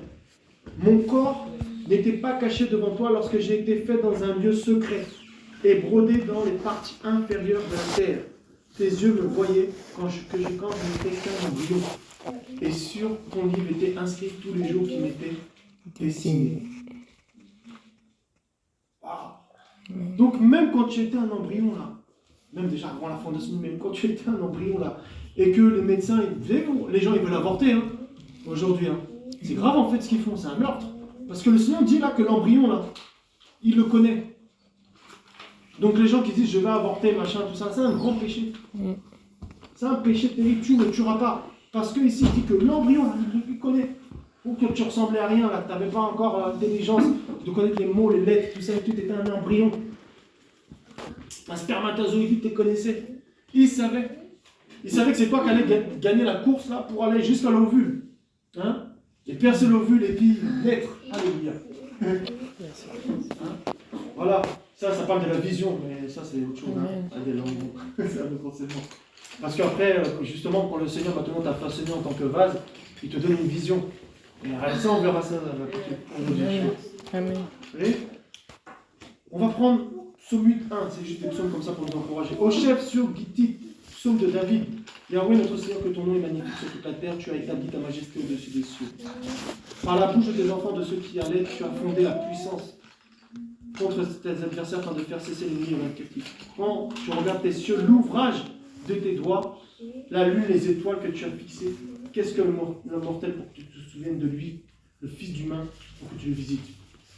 Tu l'as fait inférieur aux anges, et tu l'as couronné de gloire et d'honneur. Tu l'as fait dominer sur les œuvres de tes mains, et tu as tout mis sous ses pieds. Les brebis comme les bœufs, les animaux des champs, les oiseaux des cieux et les poissons de mer, tout ce qui parcourt les sentiers des mers. Yahweh, notre Seigneur, que ton nom est magnifique sur toute la terre. Waouh! Là, on nous dit qu'il a façonné les cieux, on le sait dans Genèse. Tout ça d'ailleurs, petite parenthèse, par rapport au potier, parce qu'on parlait de potier entre nous, par rapport à nous qui sommes de base.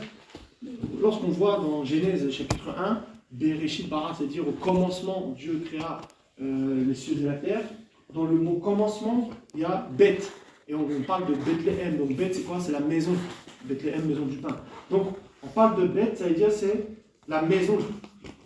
Donc quand on dit au commencement, Dieu crée les cieux et la terre, ça veut dire que le Seigneur, il a créé cette maison aussi, hein, qui est la terre. Et la lettre cette lettre-là, bet, ça c'est une des lettres de l'alphabet et ça ressemble à, c'est comme un, si vous faites des recherches, ça ressemble à un veau. Vous voyez? Donc on comprend que par son sacrifice, nous demeurons dans sa maison. Enfin, c'est un peu plus compliqué. Mais c'est une parenthèse juste pour vous dire que le Seigneur a créé les cieux et la terre et tout ce qui s'y trouve. Aussi, le potier nous a pas que créé nous, il a créé toutes choses qu'il y a sur la terre, les animaux et tout ça. Ça, vous pouvez lire Genèse chapitre 1, tout ça. Vous voyez? Voilà. Donc, on va pas tout lire parce que j'ai beaucoup de versets encore. Mais tout ça pour vous dire que le Seigneur est notre potier. Vous voyez? Et il y a un processus. Donc, c'est pas du jour au lendemain, c'est pas les dons, c'est pas l'onction, c'est pas la présence du Seigneur qui fait de quelqu'un de toi équipé ou pas, tout ça, ou qui a le manteau, tout ça. Il y a un processus de formation qui dure un certain temps en fonction de la manière, plus tu résistes, de toute façon, plus tu vas allonger le temps de formation. Et à un moment donné, vous voyez quelqu'un qui est dans un atelier, il doit faire un ouvrage, et il doit rendre cet ouvrage à un moment. S'il ne le rend pas à ce moment-là, le client n'est pas content, et il va lui dire, bah, attends, tu ne m'as pas donné cet ouvrage, attends. Qu'est-ce qui se passe? Il n'y a rien de décommandé, il sera décommandé. D'accord? Ça veut dire que le Seigneur, quand il t'a mis sur la terre en tant que vase, là, il a un temps précis pour que tu rentres dans la mission qu'il t'a confiée.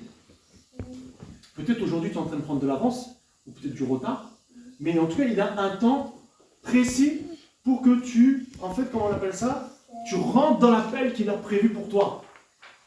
C'est une grâce, hein, j'ai été appelé à 23 ans. Moi, 23 ans, moi je ne connaissais pas toutes ces choses-là. Ah, je ne connaissais pas tout ce que vous connaissez là, votre âge. C'est une grâce à votre âge de connaître ça. C'est comme si vous gagnez du temps. Ou pas, je ne sais pas. On ne peut pas gagner du temps et d'essayer. Non, la Bible dit racheter les temps, Adèle. Oui, il faut racheter. Racheter, on le perd. Ok, on peut le perdre aussi. Oui, voilà. Donc, il y a un temps, pour tout à chacun, il y a... Tiens, tu peux... Non, mais je vais le faire. Je vais le faire. Regarde, je vais le faire là. Voilà. Voilà. Samuel, arrête de tout faire comme ça, de ça s'habiller. frapper, Samuel, ça sera professionnel, d'accord? Voilà, Parce que les crayons, Samuel, ça a une mine, ça tombe, la mine, elle se casse. Dès que tu vas tailler, la mine, elle va se casser tout le temps, parce que le bout du crayon, Samuel, c'est pas cassé. Ok, c'est le sablier. C'est quoi? C'est le sablier. Un sablier. Oui. Et là, tu as un thé comme temps, d'accord? Là, tu as le temps, ok? C'est cool. Oui, d'accord. Et à un moment donné, le Seigneur, il a retourné comme ça. Il a dit, hop, c'est parti, le processus. Et quand le processus là est parti, maintenant, avant que tout ce sable s'écoule, c'est-à-dire avant ta mort, ou avant l'enlèvement, il faut qu'en fait, tout ce qu'il a prévu pour toi soit accompli. Tu peux rentrer toutefois au ciel, mais par le feu, parce que tu n'es pas rentré dans les œuvres, donc tu peux manquer une couronne, tu peux manquer une récompense. Ça veut dire, au lieu d'être sur le genou du Seigneur, tu te retrouves dans le jardin. Donc j'ai dit, Seigneur, pour du moment que je me retrouve dans le jardin, je suis content. Mais si tu peux être sur tes genoux, ça peut bien aussi.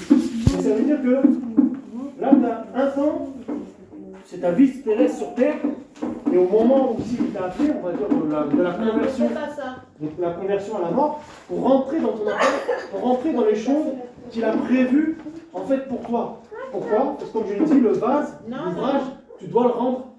Il y a une commande qui a été faite, d'accord, par le client, tu dois le rendre Dans les délais. Dans les délais, voilà. Et donc le Seigneur connaît son délai. Hein. Il sait quand est-ce que l'enlèvement arrive, il sait quand la mort arrive, et donc du coup, tu dois être prêt dans les délais.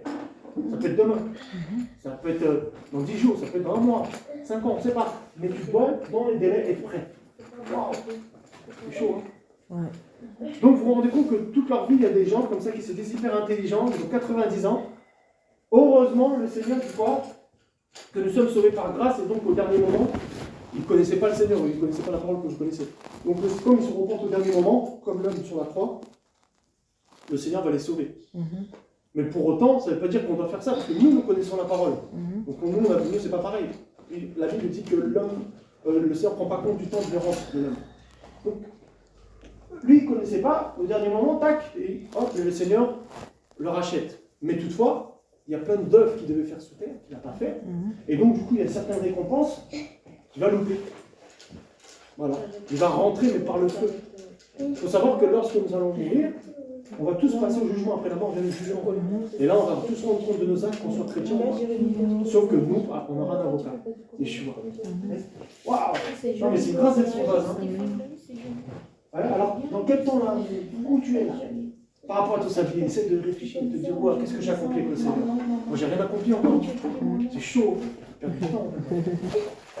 Même Adèle, on n'a rien accompli encore. On a fait quoi?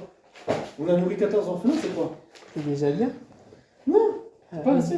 Il y a plus encore. Parce que c'est ce que le On Seigneur ne nous montre. sait même pas si c'est qu'on doit. Non, mais le Seigneur nous montre quand même un peu ce qu'on doit Non, faire. mais c'est pour dire que des fois on croit que c'est ça, mais le Seigneur, peut-être c'est Oui. beaucoup plus. C'est ça. C'est ça nos vies, on voit là, mais. Il ne faut jamais être satisfait. On n'est pas, il faut pas être limité, quoi. Ouais, voilà, il ne faut jamais être satisfait. Si tu es satisfait, tu n'avances plus. C'est ça. Il faut toujours vouloir voir plus en fait. Et ça nous transcende. Hein? Ouais, c'est quelque part, ouais, c'est ambitieux avec le Seigneur. Être ambitieux avec le Seigneur parce que le Seigneur a des projets. Et son but, c'est justement, sur ce base-là, il est utilisé pendant tout ce temps-là. Et pour aussi façonner après d'autres vases. Je dirais plutôt qu'il faut jamais être, comment je veux dire, Vous avez des feuilles à marquer. non, il ne faut jamais se reposer. Ah ouais, mais j'ai tout enlevé même. Même s'il accomplit beaucoup de choses dans nos vies, il faut C'est jamais fragile, dire, ça, je hein. me repose un peu, j'ai accompli beaucoup. En fait, il ne faut pas se... C'est quoi déjà En fait, si tu as fait des bonnes œuvres toute ta vie, et qu'au dernier moment, tu fais des bonnes œuvres toute ta vie, et qu'au dernier moment, tu t'arrêtes, quand même tu as fait ça avec le Seigneur, Bah, tu perds. tu seras, le Seigneur dira que comment que c'est pas tes œuvres qui te sauvent.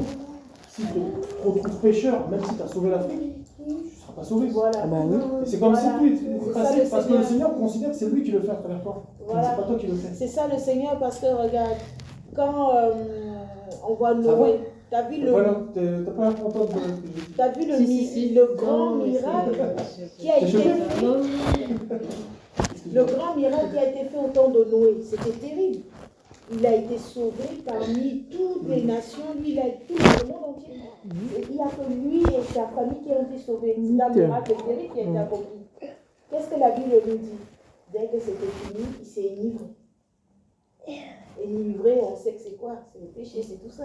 Il s'est retrouvé enivré parce qu'il s'est reposé de l'œuvre. Il a dit, ah c'est bon, j'ai accompli quelque chose, je me repose, faut jamais faire ça. Et le jour qu'il s'est reposé, il s'est enivré. Tu vois? C'est vraiment ça. Donc aujourd'hui, on a encore découvert. Toujours veiller, quoi. Voilà, il faut toujours veiller en fait. Et je peux expliquer. Tu as fini ou quoi? Non, moi je veux juste finir en fait que, vous voyez, aujourd'hui on a encore découvert un autre aspect du Seigneur. C'est, on a découvert quoi déjà depuis le début là? Le potier aujourd'hui. L'autre fois c'était quoi? Le tabernacle. Le temps. Le temps. Le roc. Le roc. Le fondement, voilà. Vous vous rendez compte que tout ce qu'on est en train d'apprendre là, c'est des choses que en 15 ans, des pasteurs n'ont jamais appris. Et c'est ça. Et puis ce qui Là, est... la connaissance que vous avez quand vous allez même arriver devant des pasteurs, qui sont soi-disant pasteurs, des faux là, ils vont être choqués. Vous avez ils vont, même les petits là, qui sont coincés là, que vous connaissez dans les églises évangéliques là, si vous commencez à leur parler de ces choses-là, là, ils vont saisir. Parce que les gens ont soif. Et les gens sont voûtés. Vous avez vu, c'est une richesse, c'est ça la parole. Vas-y, Adèle. Donc on a vu, attends, je finissais, donc on a vu le potier, on a vu le tabernacle, on a vu le roc, on a vu l'architecte, je crois aussi un peu, le parfum. On a vu beaucoup de choses. Le parfum, tout ça, c'était dans le tabernacle, non? Oui, mais c'était aussi Yeshua le parfum en même temps. On ne connaît pas vraiment le détail, mais parce qu'il n'y a pas vraiment de détails par rapport à ça. Vous avez vu, donc petit à petit, on voit qu'on est en train de monter. C'est là, en fait, la Bible nous dit. C'est ce qui est bien, à chaque fois qu'on voit quelque chose, le Seigneur fait quelque chose dans nos vies, en fait. C'est ça. En tout cas, moi, pour moi, c'est ça. Hein. Oui. À chaque fois que nous voyons quelque chose, ça peut pas tout de suite, mais avec le temps, le Seigneur fait comme la dernière fois, je disais que le Seigneur lui montrait de l'eau, tu vois, qui sortait là, mais j'ai dit, mais cette eau est pure, quoi. Donc, à chaque fois que nous recevons, et c'est des choses que je n'ai jamais eu en songe, je ne sais pas, dans les églises, dans des choses comme ça, tu vois. Donc, ça veut dire que là, nous sommes vraiment dans quelque chose qui est bon, quelque chose qui est solide, quelque chose qui peut nous construire, en fait.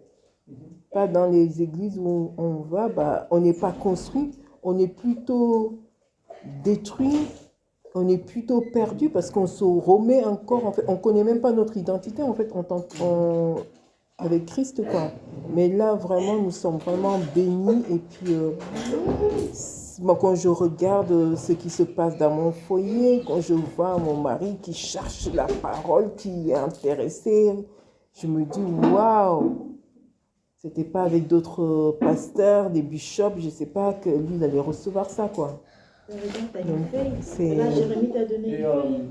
Et c'est parce que c'est bien d'être en petite communauté comme ça, parce qu'on peut partager, on peut être un groupe et c'est mieux de comprendre, mais c'est ça, c'est le Seigneur, et c'est pour ça qu'avec Annie, on a la de prendre ce tableau aussi, comme ça en faisant des dessins, on fait des trucs, et voilà, on comprend mieux les choses.